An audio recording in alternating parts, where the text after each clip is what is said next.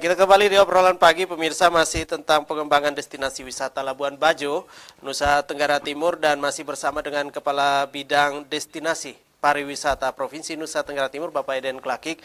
Dan Pak Eden, ini tadi kita sudah melihat bagaimana tentang perkembangan Labuan Bajo sekarang ini dan tentunya juga ini satu progres yang sangat baik juga untuk kita semua masyarakat Nusa Tenggara Timur. Dari Labuan Bajo, jadi sinyal kuatnya dari Labuan Bajo nih sekarang ceritanya. Jadi dari Labuan Bajo sinyalnya juga akan sampai ke seluruh daerah di Nusa Tenggara Timur. Nah, orang kepingin tahu juga nih daerah-daerah lain, tetapi juga persiapannya juga seperti apa. Dari Labuan Bajo nih, Pak Eden. Oke, terima kasih. Pak David, pemirsa yang di rumah, perlu kami sampaikan bahwa Nusa Tenggara Timur ini memiliki 6 pintu masuk wisatawan. Mota Ain, Bandara El Tari, terus Labuan Bajo sendiri, ini Sumba Waingapu, terus ini Sumba Barat Daya, Tambulaka, dengan Ende. Itu merupakan pintu masuk wisatawan. Data yang kami peroleh, ternyata setiap tahun itu wisatawan meningkat di atas 50%, termasuk Alor. Alor dengan adanya atraksi panggil ikan dugong, itu data di kami menunjukkan bahwa wisatawan yang berkunjung ke Alor itu 260% wisatawan berkunjung ke Alor.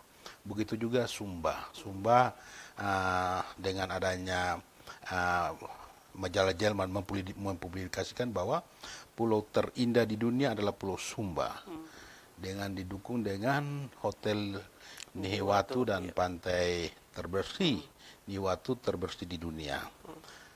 Ditambah lagi dengan budaya megalitik dan beberapa event termasuk Pasola yang akan dilaksanakan bulan Februari nanti. Itu memberikan kontribusi bagi wisatawan yang berkunjung ke Pulau Sumba. Nah, beberapa potensi pariwisata yang kita miliki ternyata pernah dilakukan oleh majalah Lonely Planet di 22 kabupaten kota. Kesimpulannya, tahun 2020 ini 10 destinasi terindah di dunia, NTT masuk pada urutan pertama. Destinasi terindah di dunia.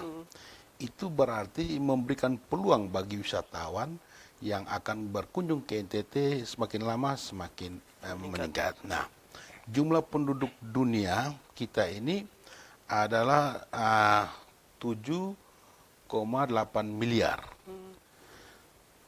3 miliar penduduk dunia setiap tahun melakukan wisatawan ke berbagai negara.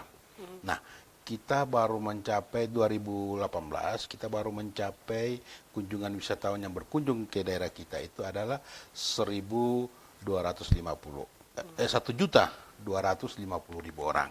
Itu berarti presentasinya masih kecil kalau dibandingkan dengan jumlah wisatawan yang setiap tahun berkunjung ke daerah. Nah, sementara kita memiliki potensi pariwisata yang sangat indah. Itu diakui oleh dunia melalui ini majalah Lonely Planet bahwa 10 destinasi terindah dunia itu salah satunya urutan pertama adalah Nusa Tenggara Timur. Nah, kalau misalnya kita sebentar lagi melakukan promosi-promosi dan kita berharap jumlah wisatawan yang berkunjung ke NTT semakin naik. Nah, dampak daripada kunjungan wisatawan ke NTT yang semakin banyak akan mempengaruhi pertumbuhan ekonomi NTT. Baik. Nah, ini juga tentunya kembali lagi bagaimana di saat itu nanti kalau kita berbicara soal pariwisata ini perkembangan juga semakin cepat sekali dan persiapan dari masyarakat itu sendiri. Artinya masyarakat Nusa Tenggara Timur sebagai tuan dan nyonya rumah untuk kegiatan-kegiatan dan juga yang memiliki destinasi-destinasi itu. Pariwisata itu sendiri. Ini seperti apa? Jangan sampai kita menjadi tamu di daerah kita sendiri nih. Oke. Untuk mengantisipasi banjirnya wisatawan ke daerah kita, Dinas Pariwisata Provinsi dan beberapa SKPD telah melakukan beberapa program-program strategis untuk membantu masyarakat sehingga tidak menjadi penonton. Salah satu yang dilakukan oleh Dinas Pariwisata Provinsi Nusa Tenggara Timur yaitu melatih masyarakat untuk membuat souvenir, melatih masyarakat untuk sebagai guide, melatih masyarakat untuk membuat kuliner lokal. Terus tetap kita mengkampanyekan Sabta Pesona. Itu yang pertama. Yang kedua, kita juga membangun beberapa cottage yang sudah kita lakukan di 7 kabupaten. Nanti tahun depan kita akan membangun lagi di 7 kabupaten sehingga sampai pada posisi tahun 2022 itu kita membangun beberapa cottage dan homestay di kabupaten. Tujuannya cottage itu sudah terbangun nanti dikelola oleh kelompok masyarakat sehingga kita memacu masyarakat untuk melihat pariwisata itu sebagai sumber pendapatan masyarakat. Nah, kita punya potensi yang sangat menjanjikan. Hanya kesadaran kita yang masih kurang sehingga sebagai dinas teknis akan memacu masyarakat untuk melihat pariwisata sebagai sumber pendapatan masyarakat dari sektor pariwisata. Baik, dan nanti juga tentunya juga event-event besar yang dilaksanakan di Labuan Bajo itu sendiri, Pak Eden, dan nanti di 2023 untuk G20, 20 negara, dan pasti ini perkembangannya sangat pesat sekali. Dan persiapannya juga ini juga harus cepat, harus lebih cepat lagi.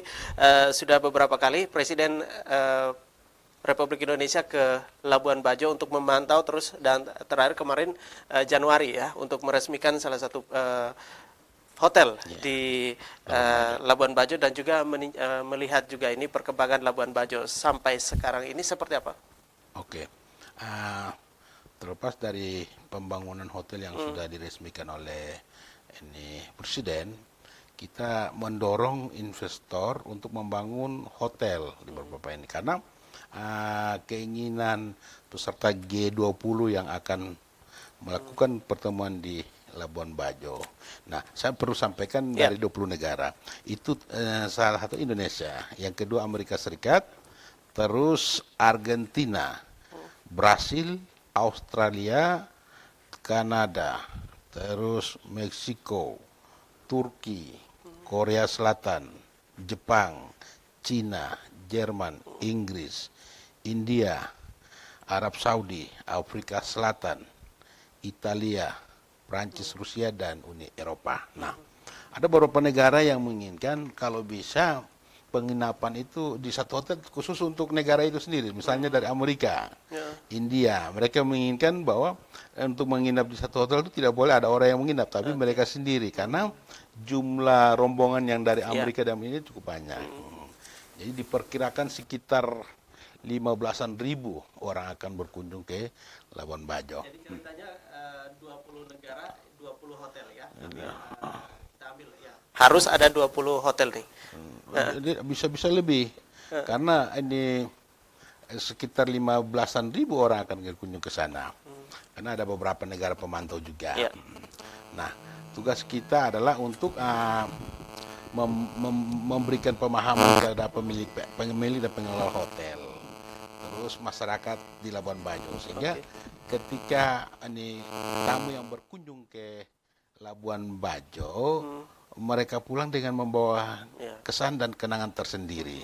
Nah, di samping itu kita sementara mengajak teman-teman Asita untuk menjual paket kepada tamu yang akan datang, sehingga ketika kegiatan Labuan Bajo itu selesai, mereka juga bisa mengunjungi beberapa destinasi di kabupaten yang lain. Karena seperti tadi yang saya katakan, bahwa NTT ini merupakan daerah kepulauan, sehingga dia memiliki karakter destinasi yang berbeda.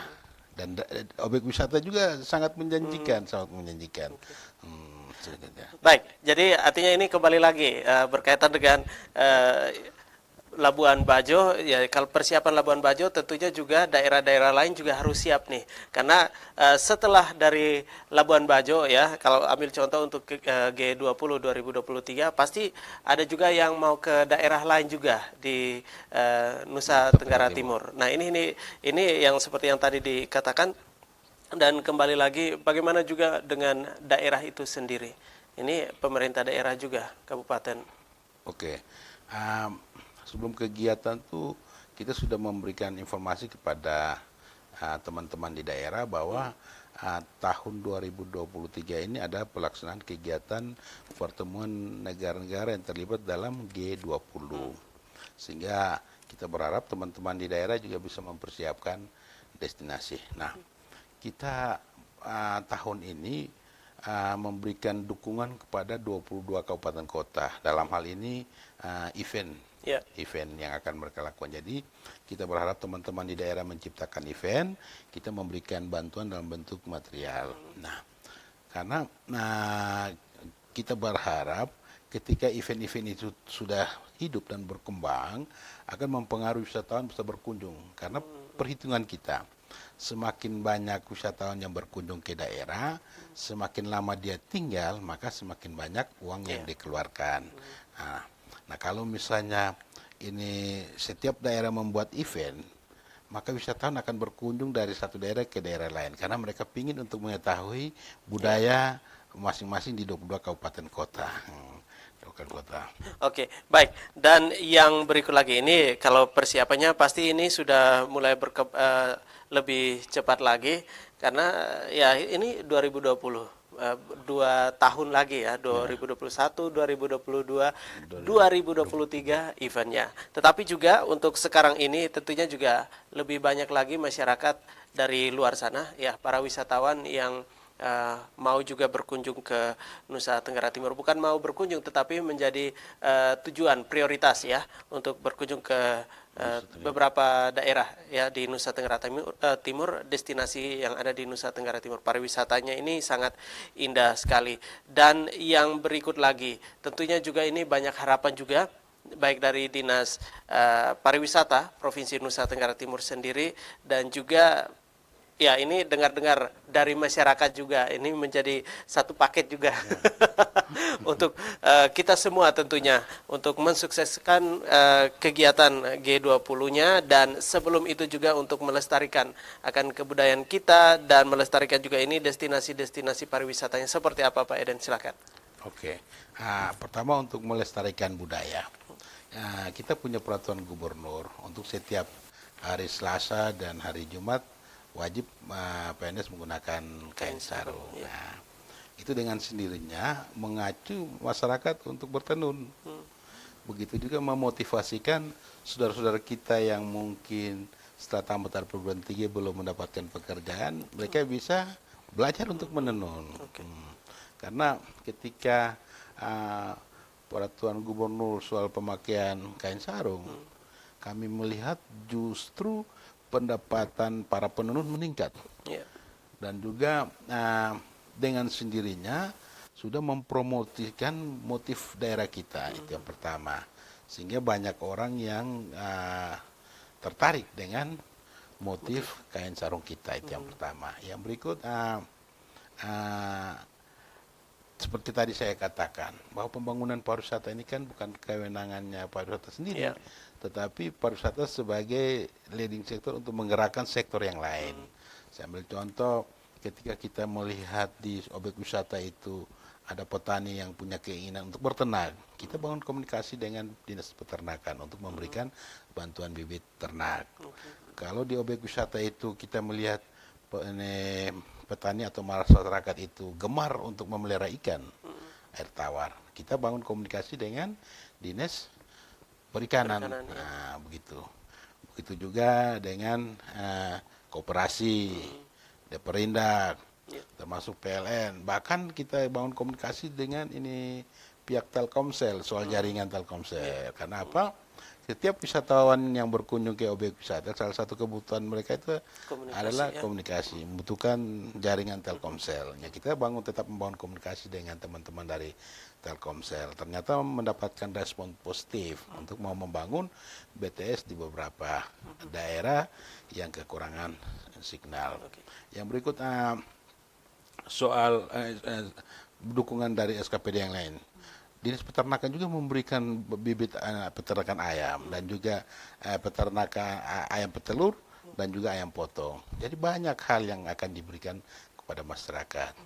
Oke, baik. Dan yang berikut lagi sebagai pengunjung jumpa kita di obrolan pagi ini, Pak Eden, tentunya juga tadi beberapa harapan sudah disampaikan dan kembali lagi ini untuk 2020 dari Dinas Pariwisata Nusa Tenggara Timur sendiri. Event apa, kegiatan apa yang sudah mulai digerakkan dari sekarang ini? Silakan. Oke. Untuk tahun ini ada beberapa event yang dilakukan pada bulan Februari. Yaitu yang pertama ini Pasola di Sumba. Ya. Pasola di Sumba. Nanti akhir Maret itu atraksi memanggil ikan duyung di Alor. Terus nanti ada juga kegiatan Fulan Fian di Belu. Ada lagi juga Semana Santa di Flores Timur. Dan juga ada banyak beberapa event yang akan kita lakukan di 22 kabupaten kota. Nah, seperti yang tadi saya katakan bahwa dalam rangka mendukung event di kabupaten, maka pemerintah provinsi menyiapkan anggaran sekedar sebagai sharing dana untuk mendukung menyukseskan ini kegiatan-kegiatan atau event-event yang dilaksanakan di kabupaten pada tahun 2020. Karena apa? Menurut pemahaman kita, ketika ada event maka ini pengusaha kuliner akan hidup. Terus usaha makanan lokal yang dilakukan oleh masyarakat akan hidup. Ada event maka ini ada pergerakan ekonomi di situ gitu. Oke, baik. Dan tentunya juga ini mempromosikan daerah kita tentang pariwisata itu sendiri ke mata dunia dan juga supaya ini tidak punah tentunya ya. Kembali lagi dan sukses juga untuk persiapan ini Labuan Bajonya untuk G20, pergerakan yang sangat cepat sekali, dan juga untuk kegiatan-kegiatan di 2020 ini, event-event yang nanti diselenggarakan juga oleh Dinas Pariwisata Provinsi Nusa Tenggara Timur. Terima kasih Pak Eden Klakik, Kepala Bidang Destinasi Pariwisata pada Dinas Pariwisata Provinsi Nusa Tenggara Timur, sudah berbagi informasi untuk kita dan juga untuk Anda pemirsa yang sudah menyaksikan obrolan pagi. Di kesempatan kali ini kita jumpa lagi di lain waktu dengan tema obrolan yang berbeda. Saya David Michael, sampai jumpa.